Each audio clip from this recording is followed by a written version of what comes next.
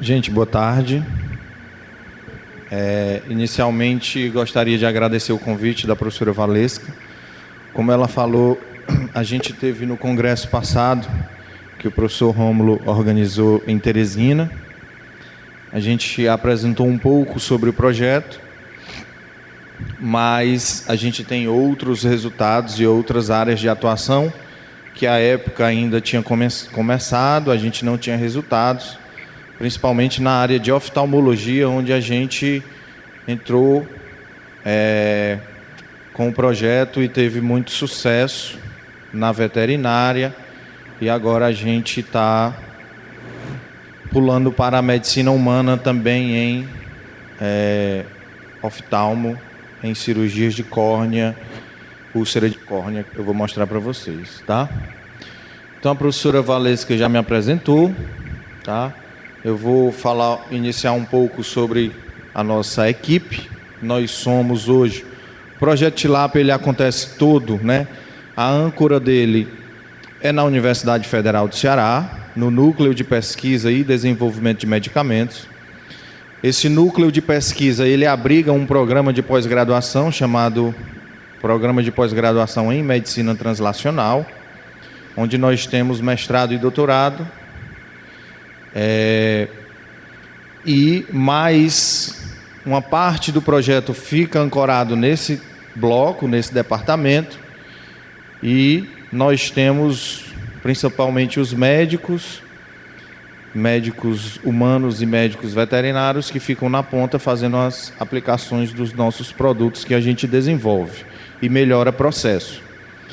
Então, hoje, de uma forma geral, nós somos 5 coordenadores. Nós temos um coordenador geral, nós temos um coordenador de ensaios não clínicos, um coordenador de ensaios clínicos, e 2 coordenadores de pesquisa, desenvolvimento e inovação. Um desses coordenadores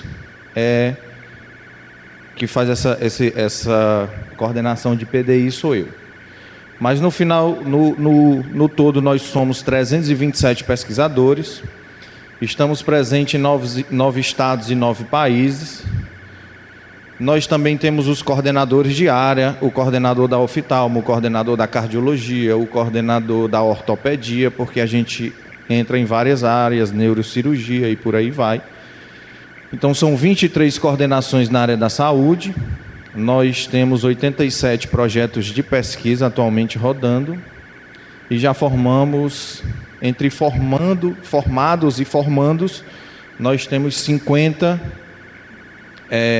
alunos, alguns de mestrado, doutorado e pós-doutorado. Nós temos parceria com a Universidade Federal do Ceará, o Instituto de Apoio ao Queimado, que é uma ONG, o Instituto de Pesquisas Energéticas em São Paulo, que é onde a gente manda os nossos materiais para serem irradiados, porque todos os nossos materiais são irradiados, são esterilizados por radiação gama. Nós também fizemos uns estudos que eu vou mostrar com a NASA, nós fazemos estudos com a Fiocruz e com o Butantan. Participamos de algumas missões, mandamos pele para os incêndios na Califórnia, animais queimados. Mandamos pele na Missão Brasil, que foi quando o Porto do Líbano explodiu, aquela explosão do Porto do Líbano. E essas imagens aqui, foi a nossa atuação no Pantanal, 2020, se eu não me engano, era na época da pandemia. Quando o Pantanal, uma boa parte pegou fogo, foi aquela grande queimada, muitos animais queimados, e aí o pessoal da linha de frente nos acionou, a gente levou pele, mas também foi em equipe. E também atuamos em incêndios em Uberaba com animais queimados. Nós temos 4 patentes, 2 patentes de pele de tilápia especificamente, que é o primeiro produto que foi desenvolvido. Nós temos 2 patentes referentes a isso. Nós temos uma patente referente à membrana biológica, que a gente desenvolveu, membrana acelular, e nós temos uma patente referente a colágeno, extração de colágeno. Todas elas são registradas Brasil e PCT, e Fora, a gente protege nos Estados Unidos, União Europeia, China e Índia, todas essas patentes. Nós temos 35 publicações, 4 capítulos de livro, 21 prêmios. Ganhamos o Prêmio Euro de Inovação, que é um prêmio da indústria farmacêutica Eurofarma, uma vez por ano. Ela faz uma premiação do melhor prêmio de inovação brasileira. Nós ganhamos 500 mil euros à época nessa premiação. E ganhamos o prêmio da empresa da Bayer, da farmacêutica Bayer, que é o prêmio Mentes da Inovação. Já saímos em 5 seriados, dentre 3 em citações diretas. Citação direta que eu digo é no Grey's Anatomy, os caras falam uma tecnologia brasileira, né? Tanto Grey's Anatomy como The Good Doctors e The Residence, as citações são diretas ao projeto brasileiro. One Piece e Vampiros, as citações são indiretas, são pessoas que estão queimadas ou cortadas, e aí eles preparam, tiram a pele do peixe na hora e colocam na pessoa. Nós temos mais de 800 matérias, assim, o que a gente consegue filtrar e colocar, mas se colocar no Google sai bem mais. Mas, para além das matérias e números, o que mais importa para a gente é o número de idiomas que esse material consegue atingir, porque a gente consegue atingir praticamente o mundo todo em termos de informação.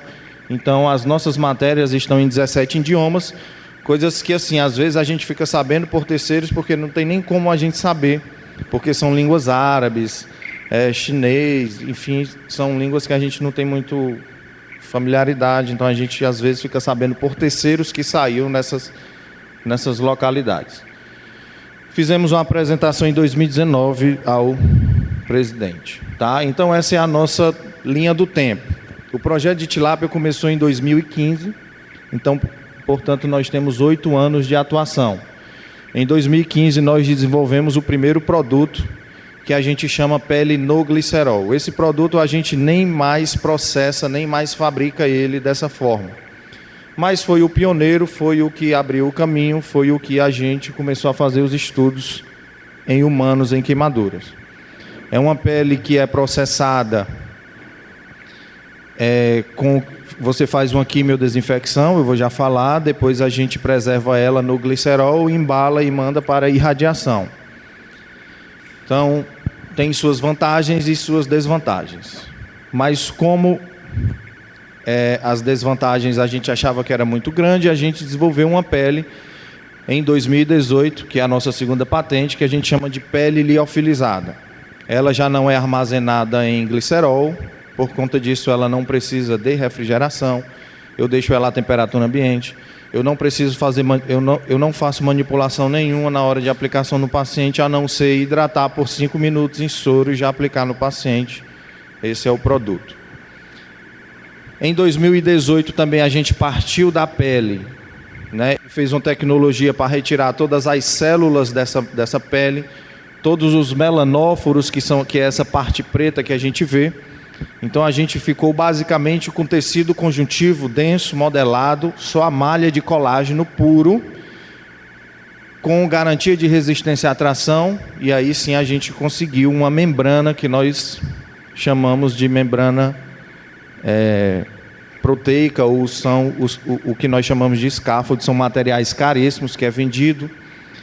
No Brasil a gente tem muito pouco acesso a esses materiais, primeiro porque são muito caros, e segundo porque alguns scaffolds que são comercializados são de origem humana, de doadores cadáveres, que não vai entrar no mercado brasileiro porque você não pode comercializar nenhum produto no Brasil de origem humana. E a nossa quarta patente de 2019, uma patente não muito robusta, mas resolvemos patentear, que é uma patente de extração de colágeno e o método de preparo e extração de colágeno a partir da pele de tilápia. Então esse é o nosso primeiro produto, o produto que deu início a todos os trabalhos e foi desenvolvido em 2015. Então o que a gente faz? A gente recebe as peles da piscicultura, Quando a gente começou o projeto, nós tínhamos uma máxima que era que a gente utilizava subproduto de descarte da indústria de alimentos, da indústria da piscicultura. Então, tem até as primeiras publicações nossas, sempre traz isso. A pele de tilápia é subproduto, é lixo, é produto de descarte. Hoje, a pele de tilápia não é mais um produto de descarte. Devido aos nossos estudos, a gente já percebe em pisciculturas grandes que existem empresas chinesas que compram essa pele, levam para a China e vendem esse colágeno na forma de pó, tá? Algumas pisciculturas pequenas continuam sendo subproduto, mas a tendência é que isso mude. A pele de tilápia ninguém vai mais jogar no lixo daqui a um tempo, até porque é uma proteína nobre, é colágeno puro, é colágeno tipo 1, é o colágeno mais prevalente da nossa pele. Então você imagina, por muito tempo a gente enterrou e jogou fora uma das proteínas de maior valor que existe no mercado, né, que é o colágeno. Então a gente recebe essas peles da piscicultura, elas são doadas, tá? Quando chega essas peles, a gente faz uma limpeza inicial para a retirada de excesso de sujidades e músculo, e nós fazemos um tratamento de quimiodesinfecção, ou seja, diminuição da carga microbiana. Se a gente puder zerar essa carga microbiana, perfeito. Mas a gente precisa pelo menos diminuir a 10 a quarta, que é o nosso limite de carga microbiana, para receber uma dose de 25 kg lá no IPEM, em São Paulo, e garantir esterilidade para bactérias e vírus. Mas a gente manda as nossas peles para o IPEM, elas chegam realmente com a carga microbiana de quase zero UFC. Então a gente faz uma quimiodesinfecção com clorexidina, esse é o primeiro processo, é o processo que a gente chama de pele no glicerol, é o método original. Fazemos a quimiodesinfecção com clorexidina, fazemos dupla embalagem, vai refrigerada para o IPEM, então um transporte caro, porque é um transporte todo refrigerado. Irradiado no IPEM, volta para Fortaleza, é um transporte caro em refrigeração. A gente armazena e faz os testes de qualidade pós-irradiação, só para garantir que está estéril, e vai liberando para uso clínico. Qual é o problema que a gente via nesse processo? A pele de tilápia no glicerol era perfeito, entrou nos ensaios clínicos, fizemos os ensaios clínicos de queimadura de segundo grau superficial, segundo grau profundo, queimaduras de terceiro grau, pacientes adultos, crianças. Fizemos ensaios clínicos de fase 1, 2, 3, todos com essa pele. Tudo lindo, tudo maravilhoso. Só que ela tinha um problema. Qual é o problema dessa pele? Ela é armazenada no glicerol. E pelo fato de ser armazenada no glicerol, ela precisa de estoque refrigerado e transporte refrigerado. Ou seja, eu preciso de uma logística de distribuição, tanto transportando ela de forma refrigerada, como no hospital guardando ela de forma refrigerada. Então esse é o primeiro problema. Segundo problema, ela tem glicerol. Então a equipe médica, ou a equipe da área da saúde, ao aplicar no paciente, precisa ficar lavando essa pele. Retira da dupla embalagem, lava, ou seja, fica retirando o excesso de glicerol com soro, até garantir que saiu todo o glicerol, para aplicar no paciente. O glicerol é um álcool, se for aplicado no paciente com resíduo, vai causar dor. Então tem que garantir essa retirada. E além disso, por mais que você tenha um produto que está armazenado no glicerol, ele ainda possui uma quantidade de água relativamente alta. Então, quantidade de água relativamente alta, com disponibilidade de carbono, é um meio de cultura livre para crescimento microbiológico. Então, eu tenho uma chance muito grande, muito maior de um crescimento microbiano. Então, com isso, o que é que nós precisávamos fazer? Nós precisávamos resolver. Nós precisávamos desenvolver um produto que nos livrasse dessa necessidade de refrigeração, que a gente se livrasse do glicerol e diminuindo a quantidade de água que estava presente no produto final. Com isso, a gente desenvolveu a pele liofilizada. Na pele liofilizada, eu faço todo um desenvolvimento e toda uma produção em que, no final, eu não estoco no glicerol. E como eu liofilizo, eu diminuo até um ponto crítico o percentual de umidade desse produto.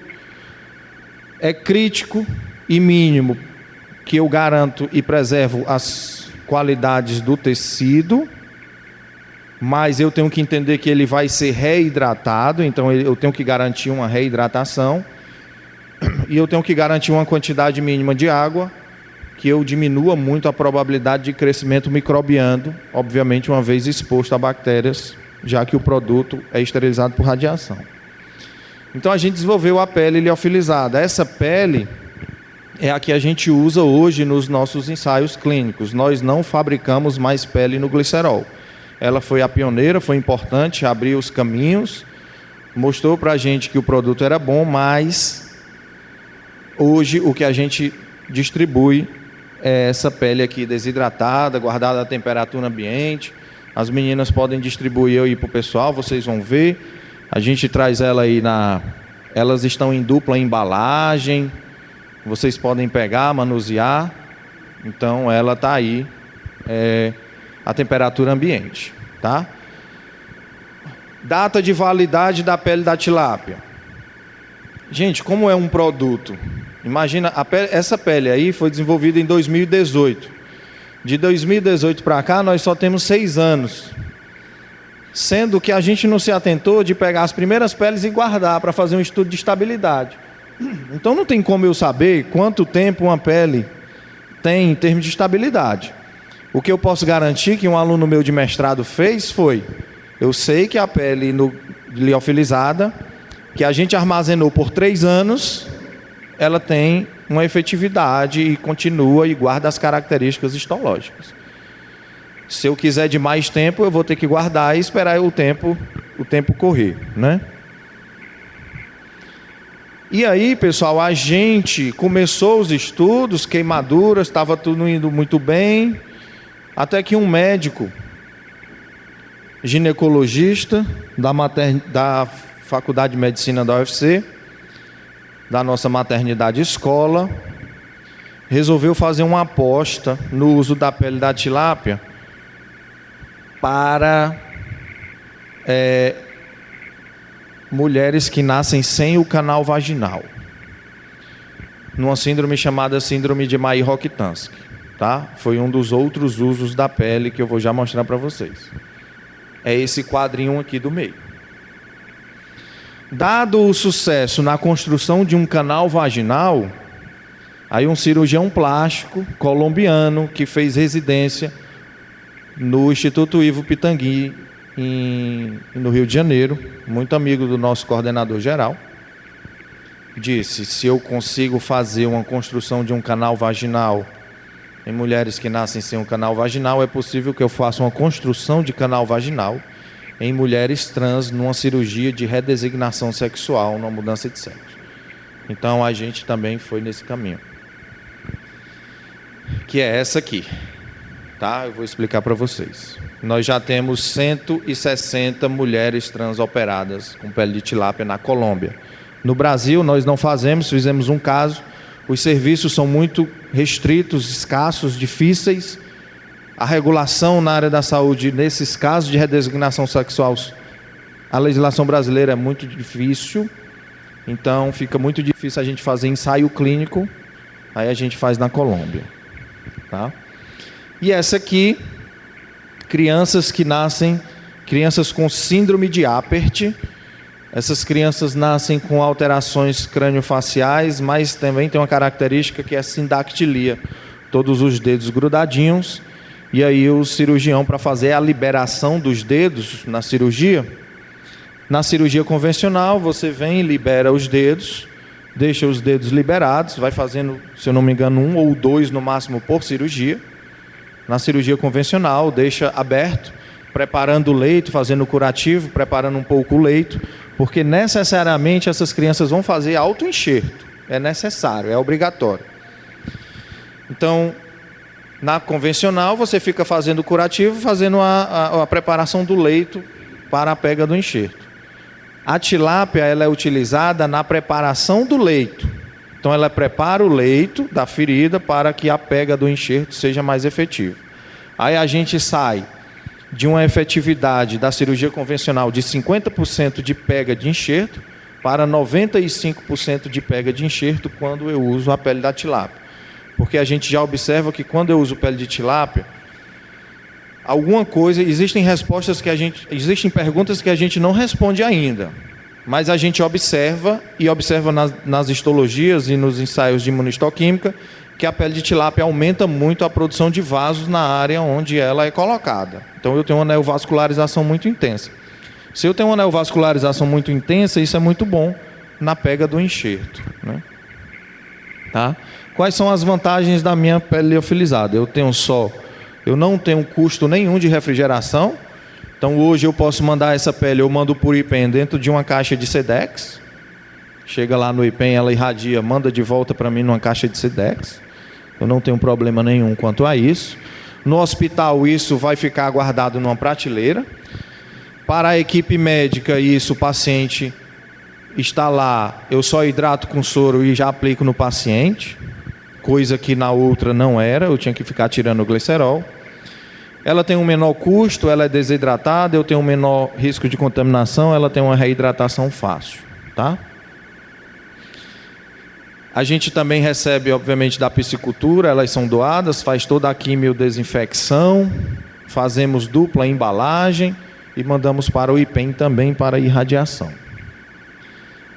A nossa coordenadora, né, quem nos ajuda no IPEN, o IPEN, apesar de ser um órgão público, fica dentro da USP, mas devido à escassez de irradiadores no Brasil, o IPEN presta serviço para as indústrias pequenas, tá? Mas no nosso caso, o IPEN faz de graça para a gente colabora e até faz algumas publicações em conjunto. A doutora Mônica Mato é uma das maiores autoridades em estudo de tecidos no Brasil. Inclusive, ela é que, quando a Anvisa tem alguma dúvida ou questionamento com questão de banco de tecidos, armazenamento, essas coisas, ela é uma das autoridades que a Anvisa consulta. Tá? Os nossos estudos, na verdade, clínicos, são todos feitos no IJF, Instituto Dr. José Frota, em Fortaleza. É o maior hospital de traumatologia do Ceará e ele é referência no tratamento de queimaduras. Ele tem uma ala só para tratamento de queimaduras. Quem conhece uma ala de tratamento de queimaduras sabe que é um hospital dentro de um hospital, porque você tem centro cirúrgico, você tem tudo replicado de um hospital dentro de um centro de tratamento de queimados. Então, o IJF é uma referência no tratamento de queimados, tá? E a pele liofilizada a gente também usou em pacientes em ensaios clínicos. Qual é o tratamento convencional hoje no Brasil? Sulfadiazina de prata, de queimados. Qual é o problema disso? Nós estamos atrasados 50 anos, tá? Para a gente dizer que não está tanto atrasado, está só 50 anos, uma vez o pessoal da África entrou em contato com a gente para conhecer a tecnologia. Eles tratam no país lá, se eu não me engano, Malawi, depois eu fui ver, o dos países mais pobres da África, eles tratam queimado com vaselina. Então a gente trata com sulfa, está atrasado 50 anos, tem gente mais atrasado. O paciente que usa sulfadiazina de prata, ele faz curativo todo dia. Ele tem que trocar o curativo todo dia. Então isso aumenta o trabalho da equipe, dor, uso de analgesia. Às vezes o paciente tem que tomar um banho anestésico, ele tem que ser anestesiado para fazer a troca de curativo. Pele de tilápia. Coloco no primeiro dia e retiro no final do tratamento. O que é que eu retiro da pele? A pele é consumida e descasca como se fosse uma casquinha de ferida e sai só aquela parte preta da pele da tilápia, né? Onde as escamas se inserem.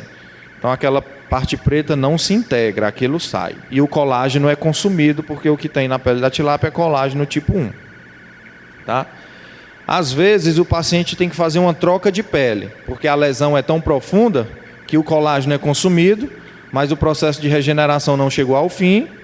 Eu abro, vejo, troco a pele e fecho de novo, faço uma contenção secundária, um curativo secundário.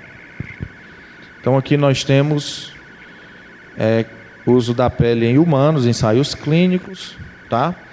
Fizemos também uso da pele, paciente queimado, a gente sabe que o pós-queimado, às vezes ele sofre com retrações, principalmente em áreas que você precisa mobilidade, você cria uma placa de fibrose e aí simplesmente perde mobilidade, fica retraído. Na cirurgia convencional, o médico vem, retira toda essa placa de fibrose, né, e prepara o leito e faz um autoenxerto. Então, o que foi que a gente testou? Pele de tilápia em brida. Isso chama de brida. Retira a placa de fibrose, né, prepara o leito para depois o paciente fazer a autoenxertia. Então, coloquei a pele aqui. Essa pele foi toda consumida. Leito bem vermelhinho, neovascularizado, tudo perfeito. Faço o enxerto. Retiro a pele do paciente da zona doadora, dele mesmo, e faço o autoenxerto. E aí o que foi que a gente fez? Nessa zona doadora, a gente também colocou pele de tilápia. E aí a gente resolveu a zona doadora e preparou o leito. Então, 8 dias de autoenxerto, 15 dias de autoenxerto, 1 mês de autoenxerto, né? A pega também bastante efetiva. E aqui é um vídeo.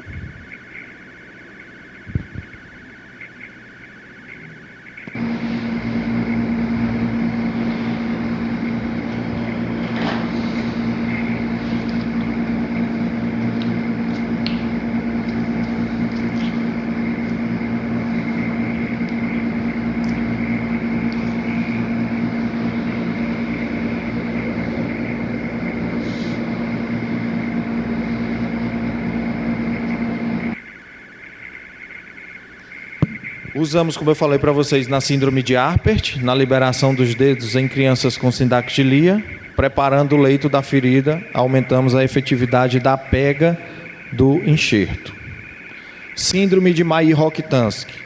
Mulheres nascem sem o canal vaginal, a parte externa da vagina toda formada, mas nascem com a agenesia vaginal, atrofia, muitas vezes atrofia de útero e de ovário.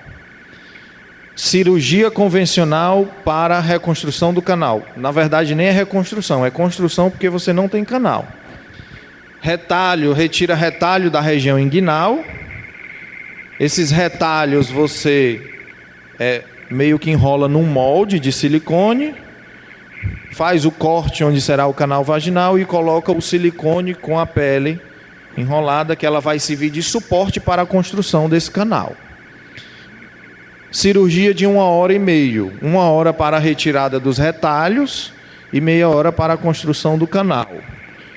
Consequentemente, cicatrizes extremamente estigmatizantes, que com o tempo pode fazer um arriamento também dessa cicatriz, né? Cirurgia de construção do canal com pele de tilápia. O paciente é só sedada, eu não vou retirar retalho, eu vou pegar a pele de tilápia e abraçar num molde de silicone, fazer o corte da região onde vai ser o canal vaginal, coloco com molde, dou uns pontos, isso fica aí, até ter o processo de construção desse canal, e o tempo cirúrgico é meia hora, a paciente é só sedada, porque eu não tenho aquela 1 hora de retirada de retalho.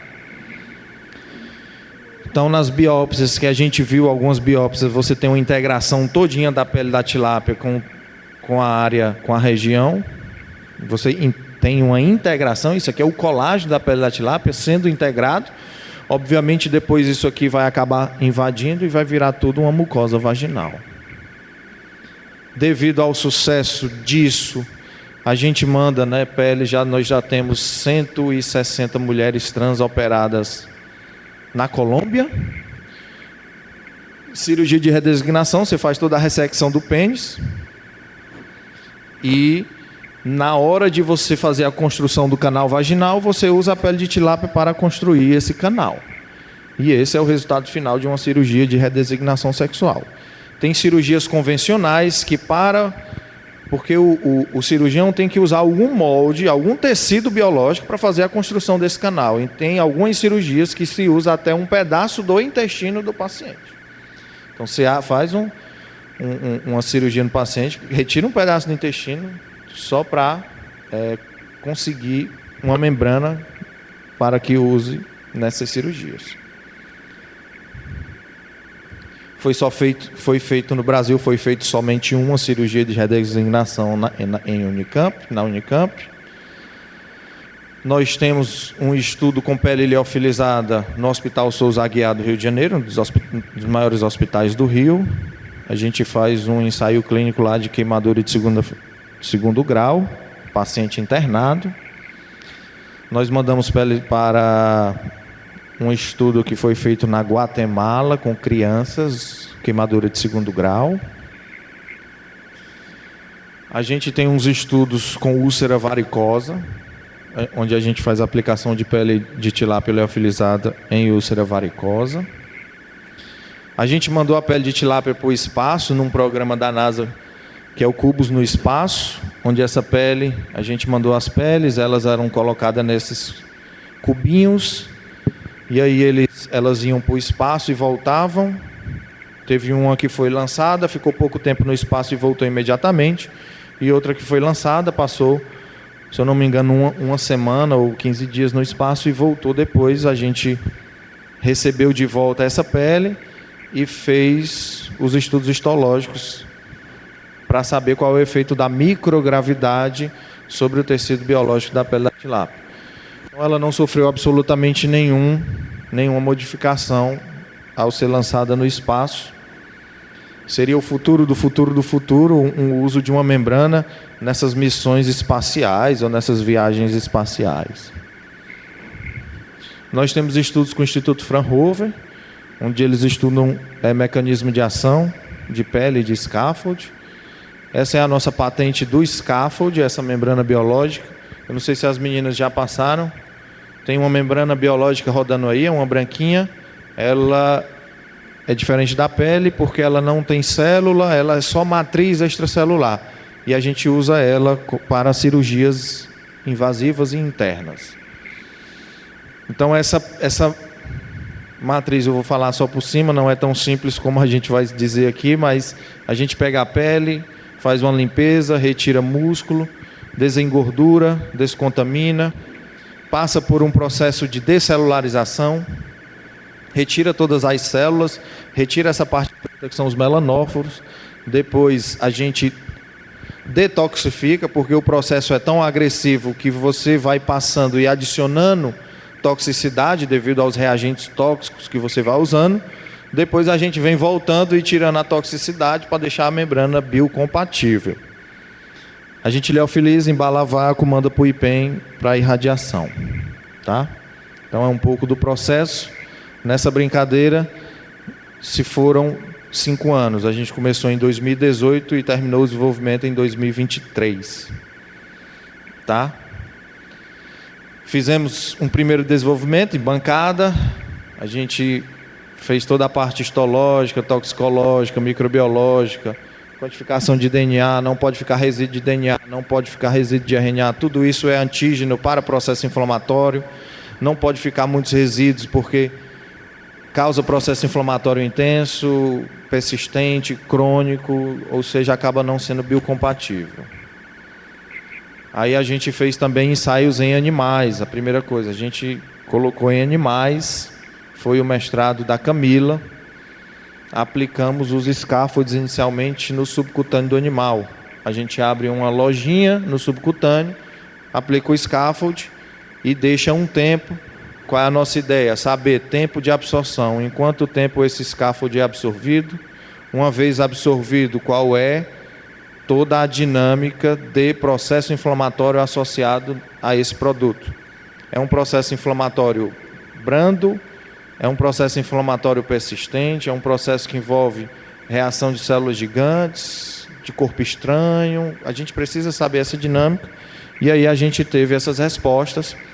A gente tínhamos 2 scaffolds Tínhamos 2 produtos comparando dos nossos processos. Tínhamos um grupo que era só controle, só salina, e tínhamos o grupo que é um produto usado na neurologia, que é o Duragen. Então a gente desenvolveu um produto, um processo inflamatório escasso e um outro produto discreto, enquanto que o produto comercial até induz uma reação inflamatória bem mais intensa do que o nosso produto, que é o Duragen.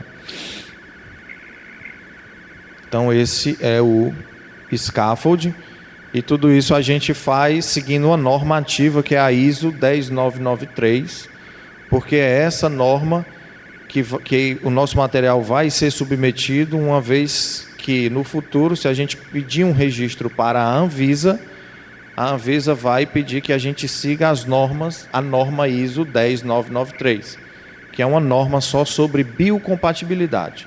Então a gente já desenvolve em cima desses padrões e dessas normativas, para não ter que desenvolve o produto, chega lá, transfere para o mercado, a empresa chega na Anvisa, quer registrar, aí não, o produto não atende às normas da ISO 10993, aí volta, isso não vai dar certo.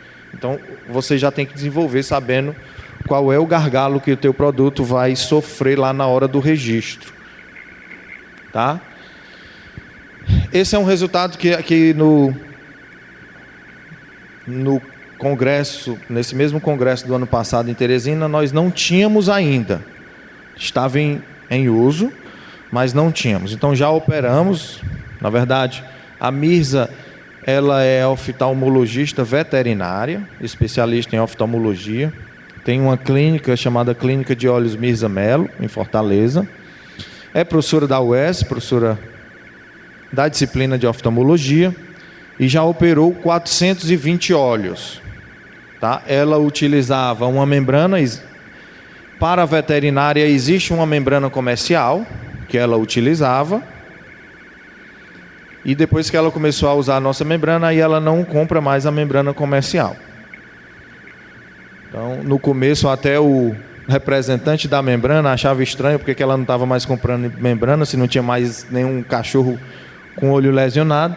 Aí depois, como começou a sair as publicações, as matérias em jornal, ele percebeu que ela estava usando as membranas de pele de tilápia. Então ela já operou 420 olhos.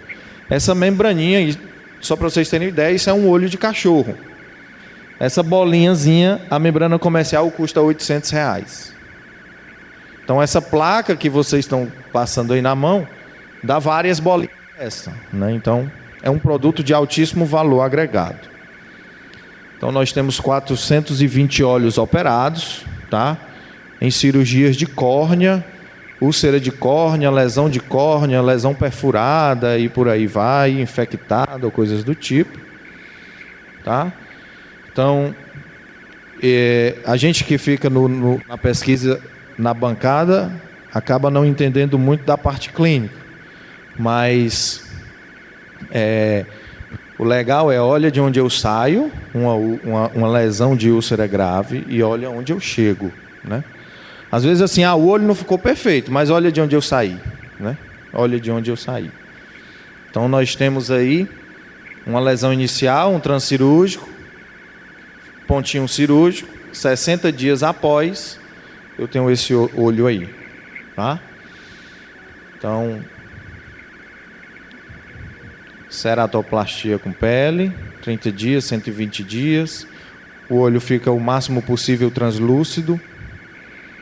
E aí a gente começou, né? A gente nem tem, porque está tão recente, essa foto é de 7 dias de semana passada. Eu não tenho ainda um resultado final para humanos, tá? Mas devido ao sucesso na oftalmologia veterinária, a gente está usando nos primeiros testes em humanos, tá? Nos primeiros ensaios clínicos. E na veterinária já usamos tanto em cachorro, é o maior número, 420 olhos, a maioria, 99,9% aí é cachorro, mas tem algumas cirurgias que foram feitas em gatos. Como eu falei, eu não sou tão especialista. O que eu sei de gato é que o processo de cicatrização de gato é bem mais complicado do que de cachorro, né? E aí esse é um dos projetos mais ambiciosos dentro do projeto dental do uso de matriz. O Rodrigo Beco é um neurocirurgião, e o Rodrigo Beco, ele opera tumor, enfim, ele faz muitos procedimentos cirúrgicos, que faz exposição de calota, enfim, tumor de hipófise, e ele usa muito, ele opera no Hospital Universitário Walter Cantídio e usa muito a membrana comercial, que é a Duragen. Então, esse trabalho, que é o doutorado dele, a gente está querendo utilizar essa membrana no recobrimento de meninges, onde ele, para acessar o cérebro, ele faz um corte na meninge e precisa fazer o reparo dessa meninge. E aí, na cirurgia convencional, ele usa o Duragen. E a ideia é que se use o nosso scaffold. Então, a gente fez todos os ensaios em animais, no animal cobaia, em rato. Nós temos resultados muito bons, muito efetivos, processo inflamatório brando, não persistente, não tem um processo inflamatório que invada para o tecido nervoso, então está tudo certo.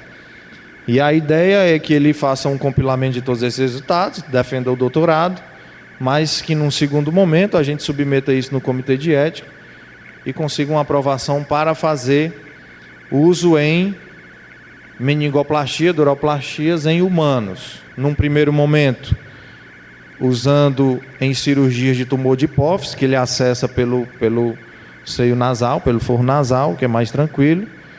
E aí, dando certo, a gente vai evoluindo, né? Então, seria um dos projetos mais ambiciosos, também devido ao nosso receio, porque a gente não... Em humanos, a gente não pode errar. As meninas já sabem do projeto, que se ela estiver fazendo pele, que elas fazem há 200 anos, a gente não pode errar, por vários motivos. Primeiro, porque a nossa aplicação é em humanos.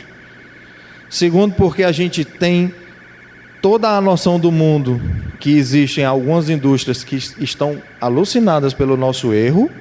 A gente sabe disso e sente. Então, a gente não pode errar, porque o mínimo erro nosso é um prato cheio para a indústria dizer: a pele de tilápia não presta. Então, a gente não pode errar de jeito nenhum. Ainda mais aqui, né? Nessa área. Ok? Então, alguns resultados prévios.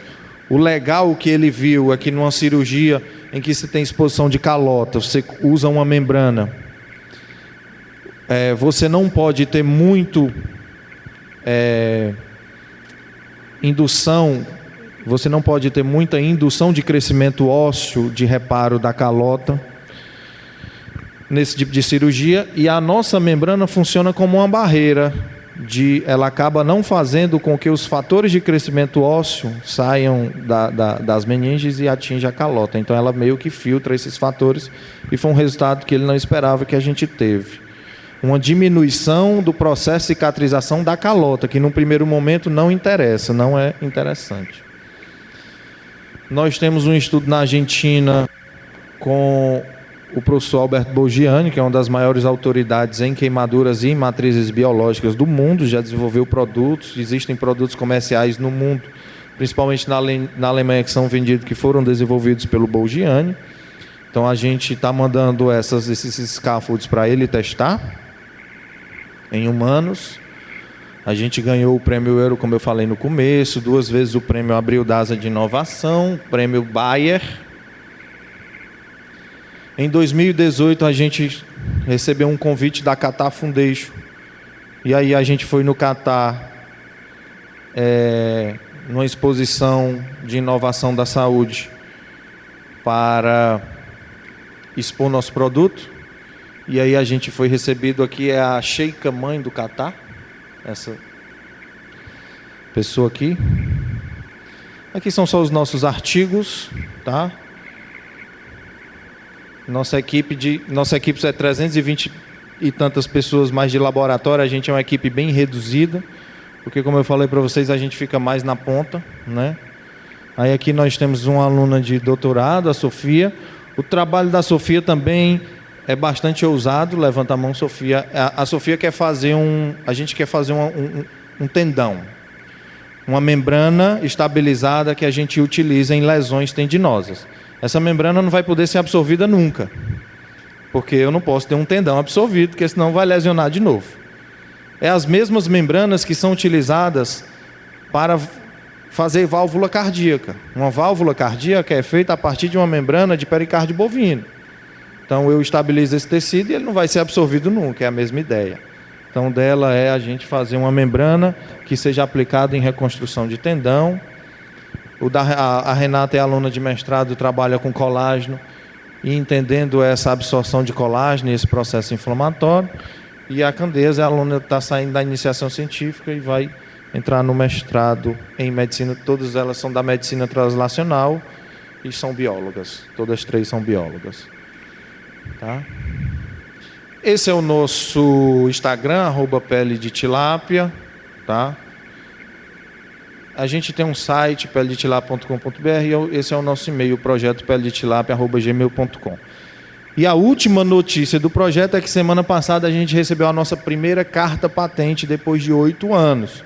Porque uma coisa é pedir a patente, outra coisa é receber a carta patente. Do nosso primeiro processo, a gente recebeu a nossa primeira carta patente, saiu ano passado. E a pergunta para fechar, que todo mundo pergunta e quer saber, e eu também quero saber, é quando é que esse produto vai chegar no mercado. Existe uma coisa chamada Procuradores da República. Nada contra, mas as universidades federais todas têm um escopo muito grande de procuradores federais. Esse produto, uma parte dessa tecnologia é pública, porque 50% desse produto, da patente, é da Universidade Federal do Ceará. Por conta disso, nós estamos no crivo das leis, né, de ser um produto público. Para isso, a gente precisa, quando for transferir para o mercado, abrir uma concorrência pública. Você abre um edital, como se fosse uma licitação, e diz: eu quero transferir esse produto em empresas que querem comprar. É assim os termos, digam quanto é que dá. Quem der mais, leva. Só que qual é o problema? Esse negócio fica rodando na procuradoria jurídica, os caras dando parecer, eu quero isso, tira isso, eu quero assim, eu quero assado, eu quero...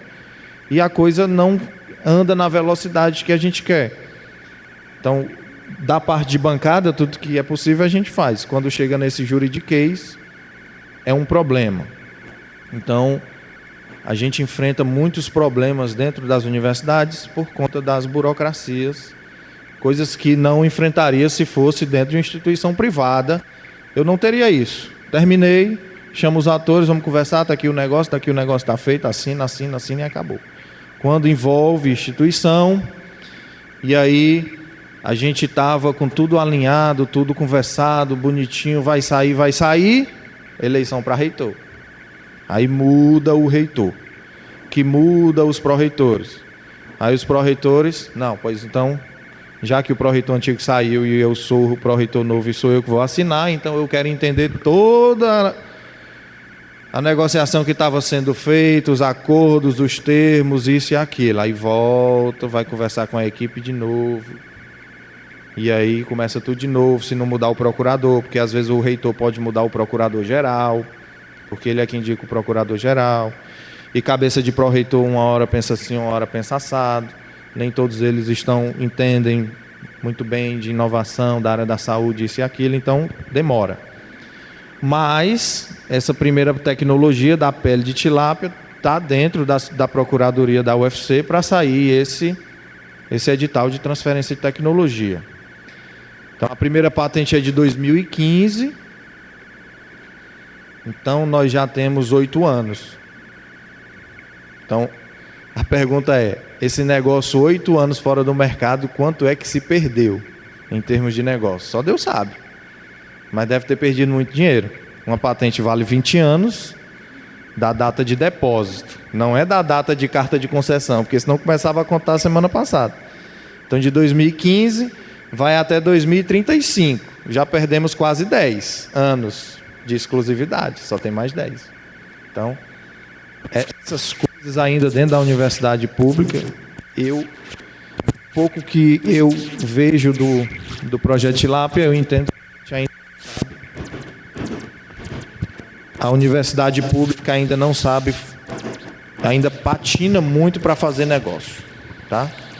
Infelizmente. Mas é isso, gente. Esses são os nossos resultados. A parte boa é o que a gente faz. São esses os nossos resultados que a gente tem para mostrar para vocês, tá?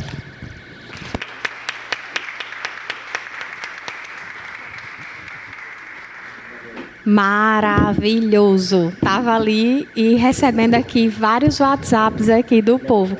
Que palestra incrível é essa? Que palestra maravilhosa é essa? Quanta aplicabilidade, né? Quanta área pode atuar, né? Aqui temos aqui 2 médicos que eu estou vendo aqui ao alcance, não é? Temos biólogos, temos fisioterapeuta, né? Estudantes de medicina veterinária, de áreas farmacêuticas também, diferentes áreas aqui, e vimos aplicabilidade para todas essas áreas, né? Sua palestra é incrível e agora eu quero que vocês se candidatem aí. Bom, boa tarde a todos. Meu nome é Gustavo, eu estou concluindo agora no ano que vem o curso de Medicina Veterinária da UES. Sou aluno de iniciação científica da professora doutora Ana Paula e eu concordo com o que a professora falou com relação à sua apresentação. Foi realmente incrível e muito enriquecedora. E eu tenho algumas perguntas. Eu posso fazer todas de uma vez? Tudo bem. Quais são os principais tipos celulares que são encontrados na pele de tilápia? Se você já fez ou conhece alguém que já fez o cultivo in vitro, para saber se ela secreta algum fator. E se pode haver rejeição da pele de tilápia durante o uso dela clínico. E uma pergunta mais sutil é se fica o cheiro do peixe quando tá na pele. Obrigado. Perfeito. O principal tipo celular encontrado na pele, mas não muito, é o fibroblasto. A célula residente de tecido conjuntivo que secreta a matriz extracelular. Deve ter sim fator, alguma coisa é liberado. Quando a gente faz cultivo in vitro com essa matriz, que eu exponho a matriz a um cultivo de fibroblasto murino, célula de cultivo normal, eu percebo que a célula cresce mais do que o pocinho que fica só com o meio de cultura e o que é o meu controle, meio de cultura e soro fetal bovino. Então, se o meu teto, eu considero que o meu controle é 100, vai crescer 110, 115 e sempre se repete. É uma coisa inusitada. O que ela libera, não sabemos. A pele não fica muito com cheiro depois de processada. E no paciente ela descasca essa partezinha preta. E em mulheres com síndrome de Mayer-Rokitansky, ela também vai descamando à medida que ela vai sendo absorvida, vai descamando e vai saindo. Aí a parte da rejeição. Nós nunca tivemos rejeição no projeto. Nunca nenhum paciente nosso rejeitou. Tá? E uma coisa que a gente viu na biópsia, que a nossa patologista viu lá no começo, é que as células do sistema imunológico do paciente, quando você pega essa parte que descasca, e aí ela fez uma biópsia, ela vê células do sistema imunológico do paciente que chegaram ali, mas não desencadearam o processo inflamatório de rejeição. Por que não sabemos? Alguma coisa que se desliga por ali e não deixa esse mecanismo ser ativado. Não sabemos. É algo muito promissor ainda tem muitas coisas a serem investigadas. Obrigado. Alô, é Guilherme Pita, eu sou professor da Uncisal, que é a Universidade Estadual, e do SERMAC aqui. E a gente trata há uns 20 anos as feridas, né? A gente hoje é feridólogo, né? E sou cirurgião vascular. E aí eu vou falar para toda essa realidade sua, eu já passei e estou passando, né? Primeiro, a Universidade Brasileira, principalmente as federais, são engessadas, né? Você não pode ganhar pela sua intelectualidade, senão o teu vizinho lhe denuncia, tá? Eu passei 2 anos na UFAL e fui denunciado, porque eu fiz um evento lá de estudante, e os estudantes cobraram, o meu amigo aqui de lado me denunciou, né? E eu não era dedicação exclusiva, viu? Era 20 horas, tá? O nosso prêmio Euro, que nós ganhamos 500 mil euros, o prêmio Euro da indústria Eurofarm, nós ganhamos 500 mil euros. Com um mês entrou um processo dentro da Justiça Federal. Ele esse prêmio foi tudo depositado numa conta da União que ninguém sabe para onde foi esse dinheiro. Isso é muito comum na universidade, e dentro da universidade tem uma cultura que mantém isso enraizado, tá? O exemplo da Universidade Federal, o Boba Timão, é de um colega médico, já tem 20 anos no mercado, não consegue ganhar um centavo, mas está travado. E onde eu ando no país, eu compro sabonete, loção, tudo que estou fabricando, todo mundo ganha dinheiro, menos a universidade, porque está ali travado, tem que mudar isso aí, vai ser difícil. Eu digo para o reitor, que é o Toiolo, que é amigo, Toiolo, tua cabeça é de ganhar 100 mil reais mês. Mas, rapaz, eu não posso, porque você está travado lá e acabou-se. O imposto seu, o teu salário, quem paga é o nosso imposto. É um custo altíssimo, mas deixa lá. Outra coisa, Felipe, que a gente tem, que é muito importante, o Conselho Federal de Medicina tem uma resolução específica para médico. Se você quer tornar esse seu trabalho não experimental, tem toda uma evolução. Eu já estou nisso porque eu tenho uma prótese, um stent que está já fazendo pesquisa em ser humano. Então, você tem que estar ligado a um grupo de procedimentos. Só para resumir, eles exigem que você tenha pesquisa in vitro, em animal e em vivo. 5 centros que fazem, cada um, nesses 5 centros, tem que fazer 30 casos, 50 casos. Não fizer isso, o médico não consegue usar, tá? Porque o CRM, ó, pega em você, tá? Eu estou com a prótese fazendo um trabalho em Recife, Maceió, Aracaju, São Paulo, para poder tentar fazer isso aí. É outro problema importante. Para terminar, as feridas vasculares, cada uma tem sua fisiopatologia.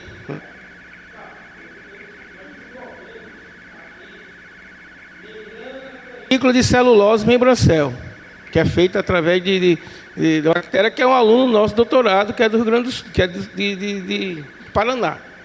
E a membrana já está...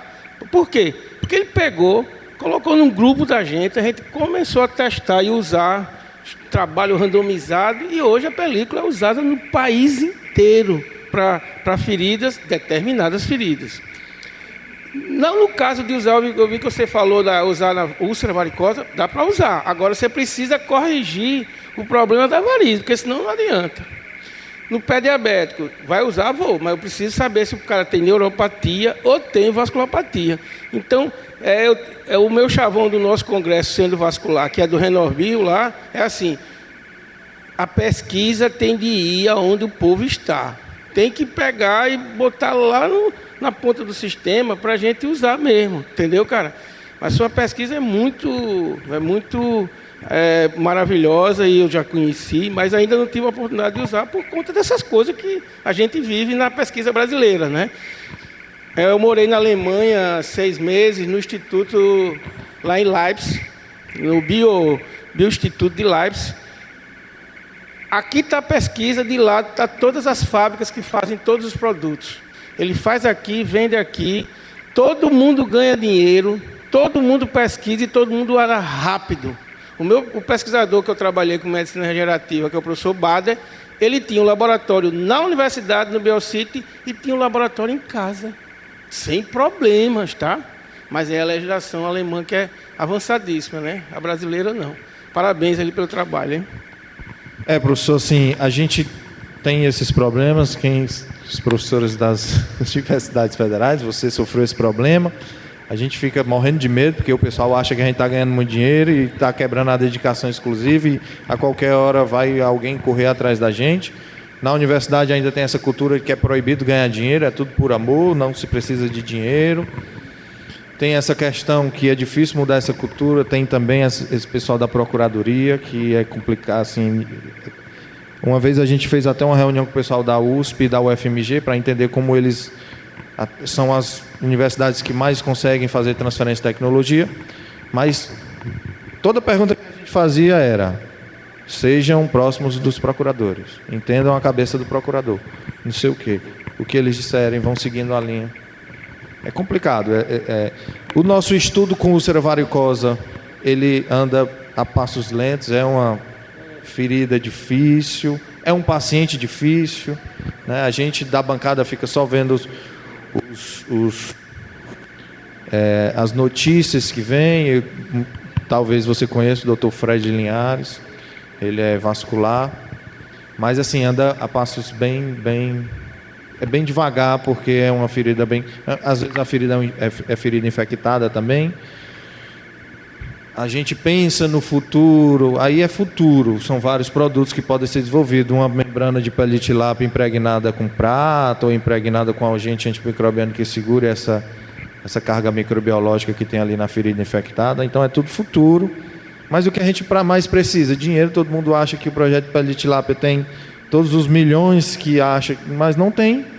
Quando a gente poderia ter tido algum dinheiro, a gente não ganhou. Eu falo morrendo de medo do pessoal da plateia achar que a gente é milionário, mas esses 500 mil euros do prêmio Euro aí, a gente nunca viu ele. Foi depositado em juízo, depois foi transferido para a União, a universidade nem viu também, ninguém sabe.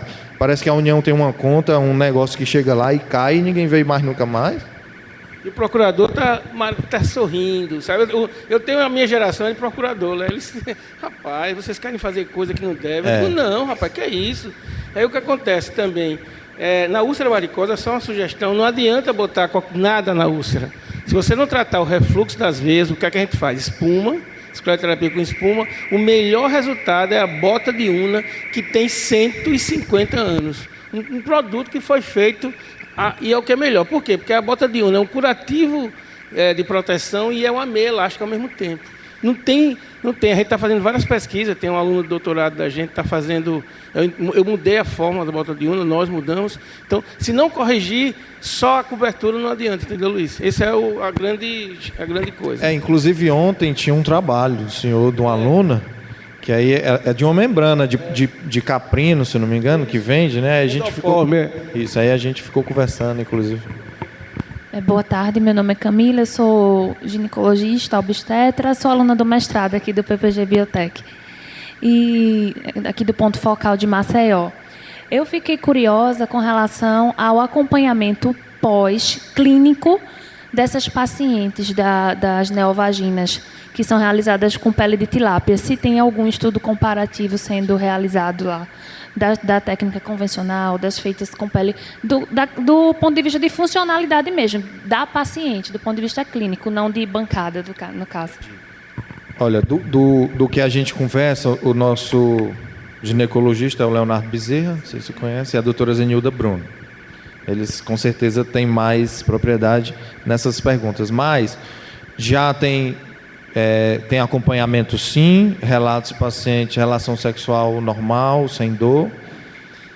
E foi feito, a Sofia até estava isolando, a gente recebia os suaves de mucosa vaginal para entender a flora, se é a mesma. Entender se é a flora da vagina, e mandava isso para a USP, né, Sofia, para fazer esse sequenciamento do material genético dessas bactérias para ver qual eram os tipos de bactérias. É a doutora Muzi Santiago que faz esse trabalho. Eu não sei se foi publicado esse artigo, eu acho que ainda não. Mas os resultados é que a flora bacteriana é normal. Não sei se bacilo de Dordeley com a quantidade... produção de ácido lático normal, assim, essas coisas bem específicas, não sei, mas com mais propriedade, Leonardo Bezerra com certeza sabe que eles fazem esse acompanhamento, sim, das pacientes. De redesignação sexual, a gente não tem, eu sou doido para saber também. Assim, eu não tenho relatos de lá da Colômbia, relação sexual é normal, tem conforto, tem desconforto. Não, porque lá o centro é mais de cirúrgico, não é centro de pesquisa. Então não tem tanto acompanhamento, essas coisas de fazer colete suave para ver a flora da vagina, não temos também. O que a gente sabe é que está dando certo e está operando. Obrigada. Professor Felipe, primeiramente, parabéns mais uma vez pela condução. Fiz algumas perguntas aqui, mas eu posso partilhar depois. A professora Valesca já piscou o olho ali, tipo, seja breve. Mas vou especialmente... duas coisas mais importantes aqui me chamaram a atenção. A primeira delas é que o senhor falou durante seus estudos que ocorre a descamação da parte preta da pele da tilápia.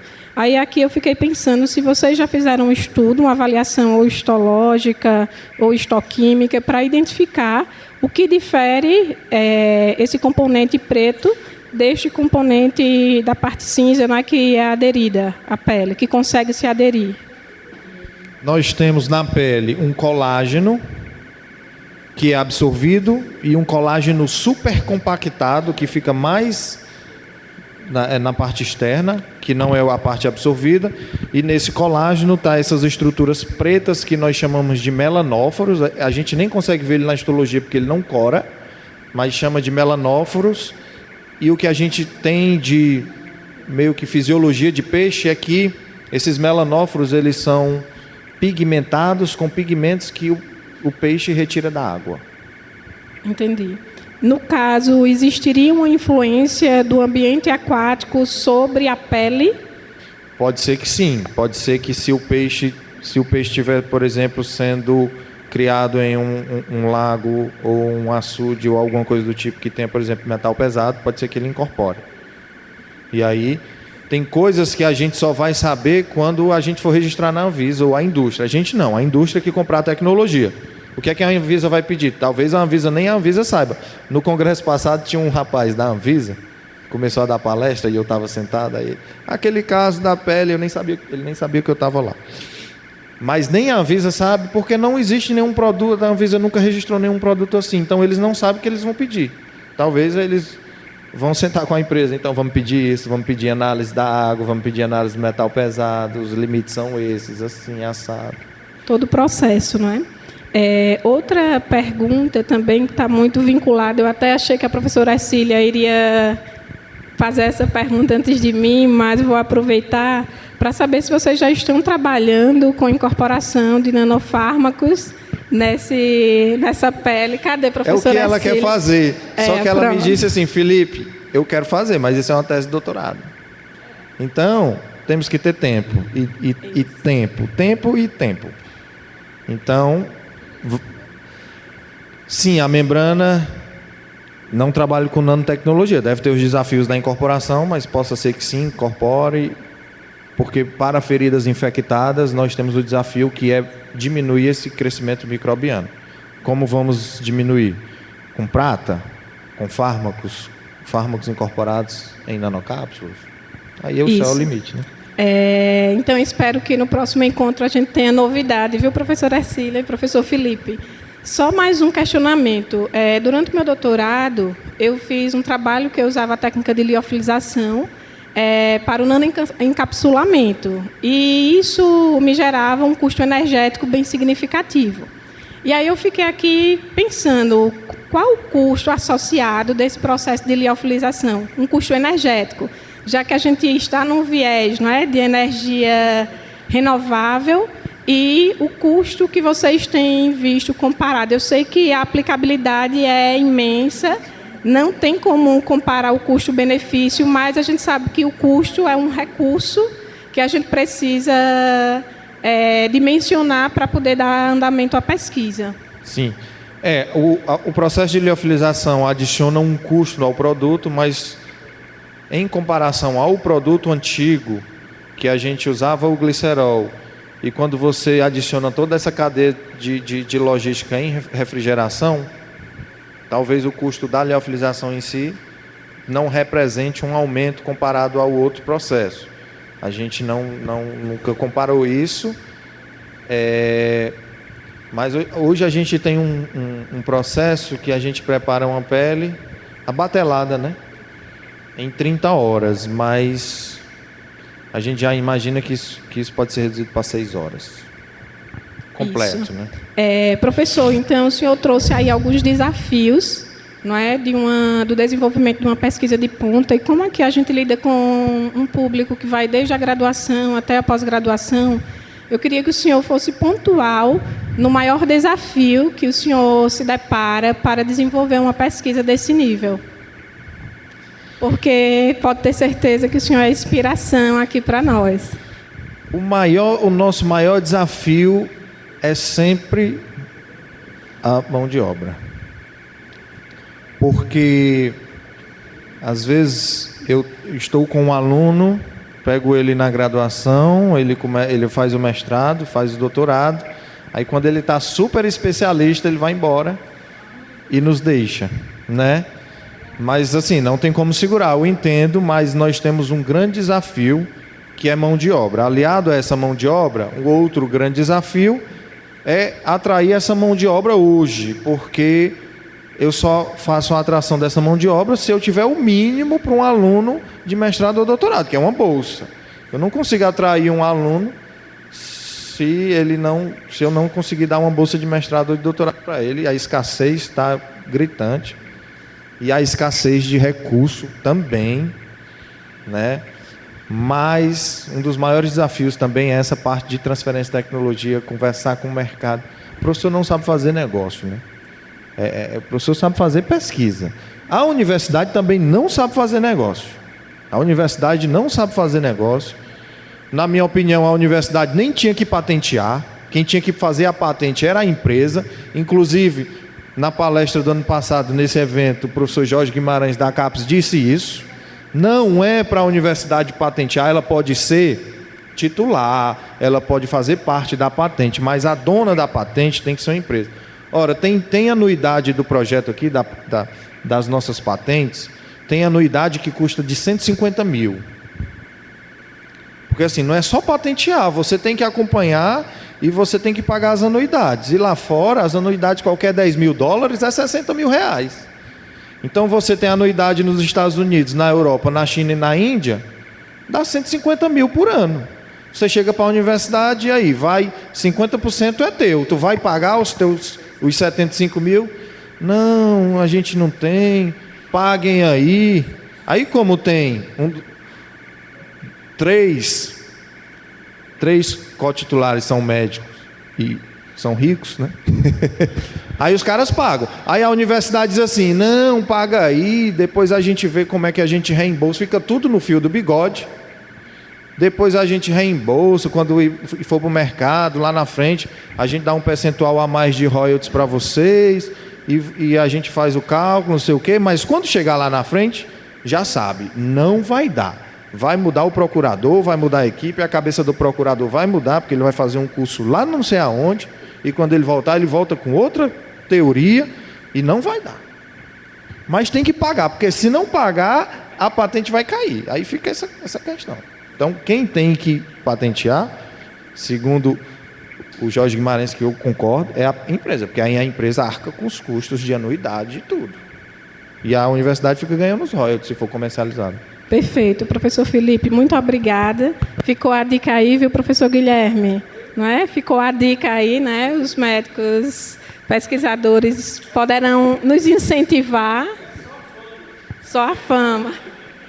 Agradeço, viu, professor Felipe? Eu acho que eu sou a única pedagoga, a pedagoga curiosa, e eu fiquei muito curiosa em saber como foi que vocês chegaram na pele da tilápia, diante da diversidade de espécies de peixes. Como foi assim? Essa pergunta também é sempre clássica, mas é interessante. De onde saiu a ideia de como é que você pensa de pegar a pele de um peixe e botar em gente, isso vai dar certo, né? Parece uma loucura. É uma loucura mesmo. Se uma pessoa chegasse para mim com uma ideia dessa, eu não sei se eu toparia. Um médico pernambucano chamado Marcelo Borges leu uma reportagem no Jornal do Comércio, que é um jornal de circulação do Recife, e ele é cirurgião plástico, trata queimaduras, usa matriz, que já comercial, e leu uma reportagem uma reportagem que traz assim, só 1% da pele da tilápia é usada no artesanato, o resto é lixo. E aí ele sabia que a pele de tilápia tinha muito colágeno, e ao ler a matéria, ele fez a seguinte pergunta, assim, um clique. Se a pele da tilápia tem tanta resistência à tração e tanto colágeno, por que ela não pode ser utilizada para queimaduras? Esse foi o clique. Ele passou 5 anos com essa ideia, tentando convencer alguém em Recife, não convenceu ninguém. Ele leu essa matéria em 2010 e tentou convencer alguém por 5 anos em Recife. Não convenceu ninguém. E aí, conversando com um amigo dele, o Dr. Edmar Maciel, e aí o Dr. Edmar Maciel apostou na ideia, mas também médico, cirurgião, clínico, não fazia pesquisa nem nada, nem na universidade. E aí levou a ideia para o Dr. Dorico Moraes, que é médico também, mas pesquisador, que apostou na ideia e aí começaram todos os estudos. Tá joia, obrigada. Professora, as ideias são quase todas suas. Eu estou aqui para contemplar o trabalho que você vai fazer para a gente. A tese de doutorado, são 4 anos, né? Mas a gente passou 5 desenvolvendo, com 4 dá 9. Né? Mas vamos lá, o pesquisador vive disso. Né? Agora eu quero convidar o Dr. Guilherme Pita, que também é nosso professor do programa aqui em Maceió. Não é? Somos eu, a professora Camila, o professor Guilherme Pita, a professora Aldeni, né? O professor Gessé como colaborador e o professor Axel como efetivo. Né? Quero convidar o Dr. Guilherme Pita para entregar o certificado aqui ao Dr. Felipe, né? E agradecer mais uma vez por você ter atendido em dose dupla, né? Porque palestrou ontem e palestrou hoje, não é? Em nosso evento.